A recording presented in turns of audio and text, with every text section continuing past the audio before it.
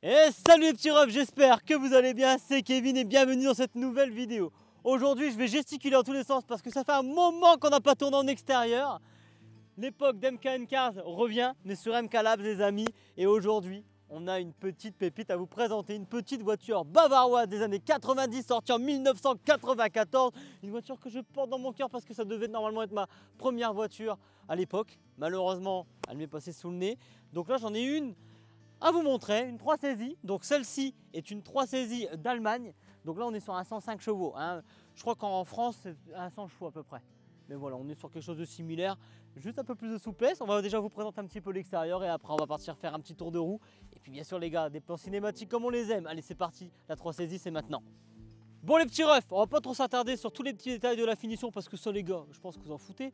Mais là on est sur un modèle qui à la base était une entrée de gamme en Allemagne. Hein, et on est un peu sur la voiture qui était la prédécesseur en fait des séries 1. Parce qu'on a eu la E36 en compact et après on a eu la E46 en compact. Et direct après on attaque quoi? Le marché des berlines compactes avec la série 1 chez BM.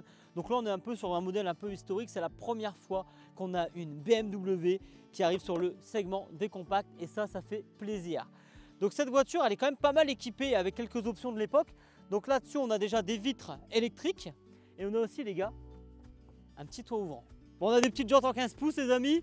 Bon désolé, je devais les nettoyer mais j'ai pas de produit pour les jantes en fait tout simplement. Mais c'est pas grave, c'est un détail.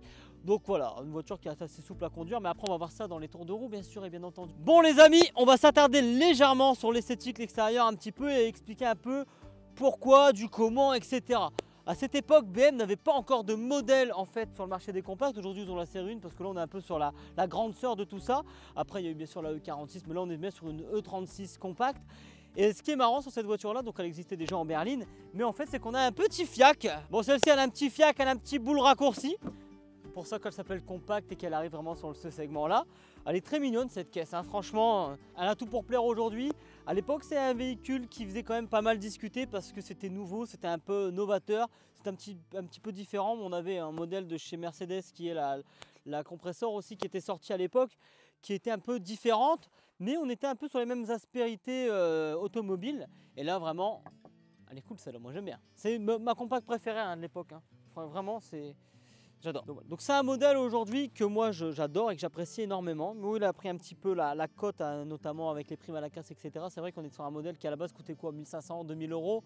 Aujourd'hui on peut doubler un peu la mise sur ce genre de véhicule. Heureusement qu'on ne peut pas doubler la mise sur toutes les voitures, sinon ça serait un peu fou. Mais voilà, hein, à savoir le marché a pris à peu près 15%. Là ça a doublé.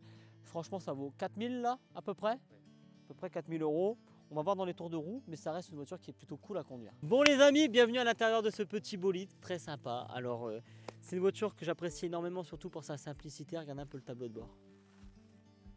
C'est austère à souhait, comme on aime. Voilà, c'est super sympa. Et moi je voulais quand même faire une petite aparté sur les sièges. On est sur une voiture qui a 250 000 km. Alors c'est pour ça que je suis mis sur côté passager. Mais regardez un peu la qualité du tissu. C'est d'origine. Le siège les amis est encore d'une fermeté inégalable. Ça veut dire que la mousse elle est encore d'origine. Et le siège il est impeccable. Franchement c'est incroyable d'avoir une qualité d'assise comme ça pour une voiture qui a plus de 20 ans les amis. C'est incroyable. J'adore aussi ce petit volant à 4 branches.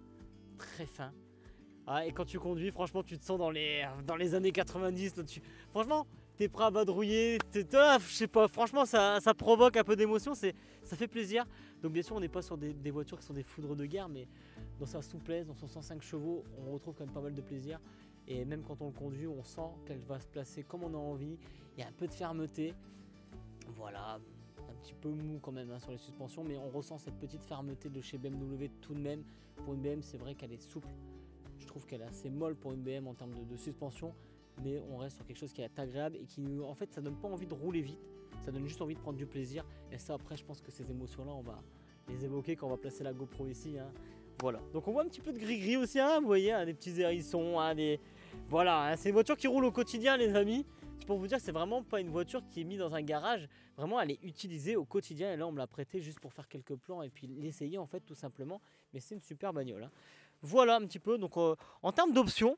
Alors si je me trompe pas pour l'époque, On avait quand même, alors on est sur un modèle qui à la base était entrée de gamme, on n'est pas sur une finition paquet, même si le petit logo à l'arrière c'est juste pour le plaisir, mais on est vraiment sur un modèle qui est sympa parce qu'on a des options. On a une petite accoudoir centrale, je ne sais pas si c'est une option mais je pense parce que déjà il est en cuir et tout le reste est en tissu. Donc soit c'est une option, soit ça a été rajouté par le propriétaire. On a aussi des vitres électriques, on a les sièges chauffants à l'avant, ça c'est pas rien quand même, pas la clim là-dessus. Par contre on a un toit ouvrant les amis, vraiment trop d'art hein, le toit ouvrant moi je trouve. On va passer sur la route maintenant, après quelques plans je pense.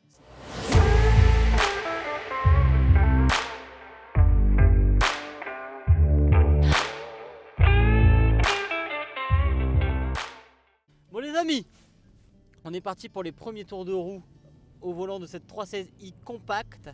Alors première chose les amis, en termes de confort et de position de conduite, là je vous assurais que je suis bien. Étant donné que les sièges, comme je l'ai évoqué tout à l'heure, sont plutôt fermes, alors les gars, il y a une densité d'émousse qui est folle alors que la voiture elle a 20 ans, ça c'est ouf. La position de conduite elle est incroyable, le volant il est hyper agréable.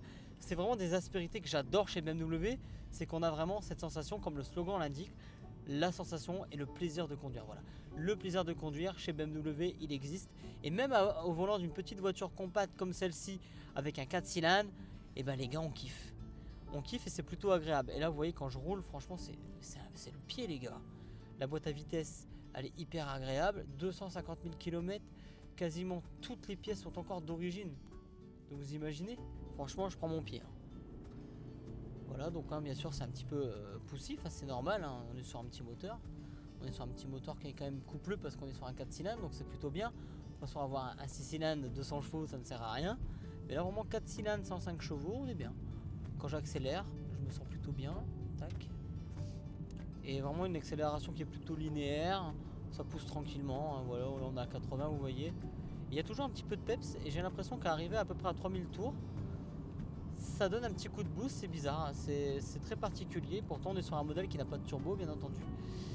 Et c'est plutôt cool et on ressent pas trop les aspérités, les défauts de la route, étant donné que la voiture elle reste plutôt souple, franchement, c'est assez précis, c'est marrant à conduire. Hein.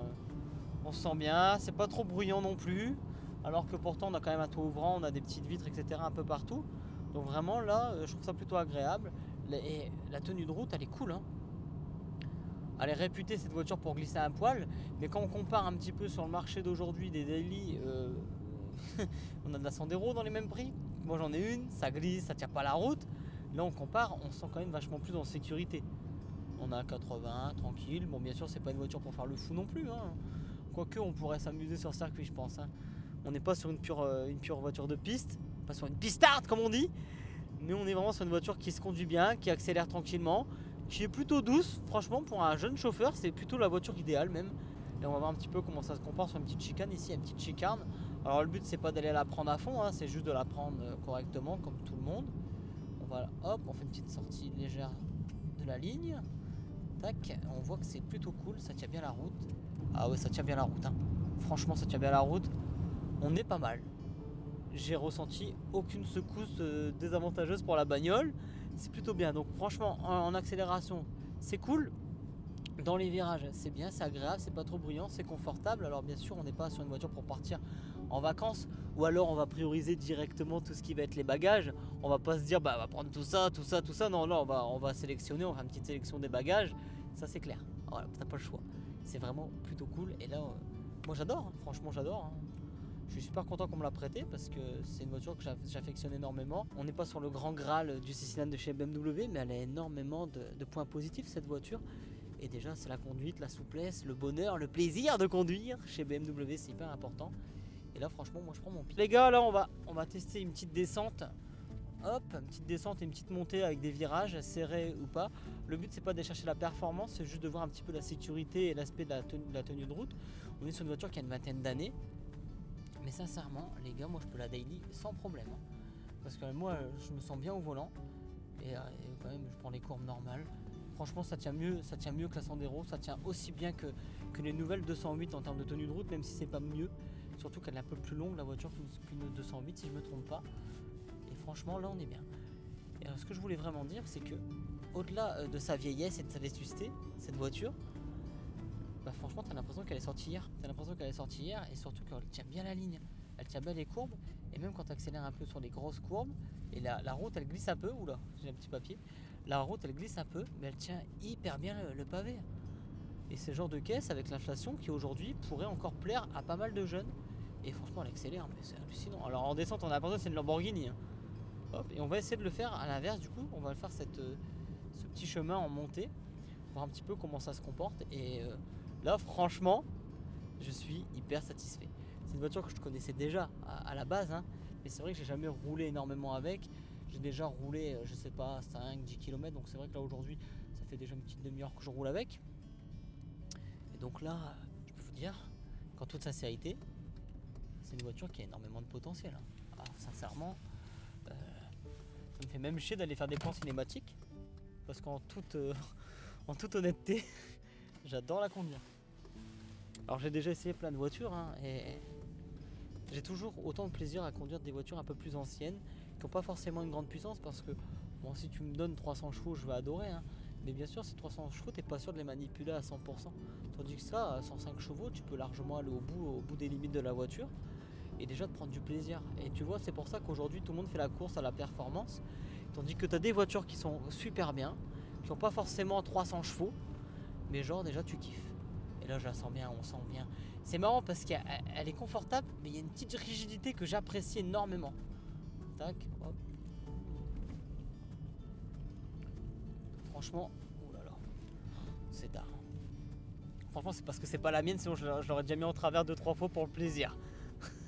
On est sur route ouverte, Kevin, calme-toi, ne fais pas de bêtises. Oh là là, c'est tard, ah c'est tard. Ça accélère super bien, ça marche bien. Heureusement que j'ai mis du carburant parce que sinon j'aurais siphonné le plein.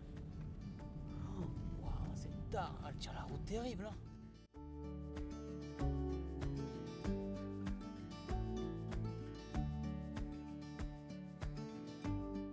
Bon et bien les petits refs, ça y est, la vidéo touche à sa fin. Donc quelques mots hein, sur cette voiture, donc je trouve très agréable à conduire, plutôt cool. Là en plus il commence à avoir quelques gouttelettes qui tombent. Et sincèrement en termes de tenue de route, de confort, de bruit, on dirait pas qu'on est dans une voiture qui a une vingtaine d'années. Franchement c'est plutôt cool. Et ça tient bien la route, ça accélère plutôt convenablement. Après on est sur un 105 chevaux. Moi je trouve que sincèrement, en termes de souplesse, on est bien. Et là il y a un gars qui s'arrête en plein milieu de la route. Hop, allez hop. En termes de direction aussi c'est plutôt précis. Et qu'est-ce que ça tient la route? Qu'est-ce que ça tient la route cette petite voiture quand même, hein. Ah, bien sûr. Donc si jamais je devrais vous conseiller ce genre de véhicule, bien sûr que oui, hein, dans les budgets de 4000 €, franchement, ce sont des voitures plutôt fiables, correctes et agréables à conduire, ça c'est top. Donc voilà, hein, c'est tout. Et esthétiquement joli. Et joué, c'est joli, c'est vrai. Ça rappelle les années 90, c'est une petite musique.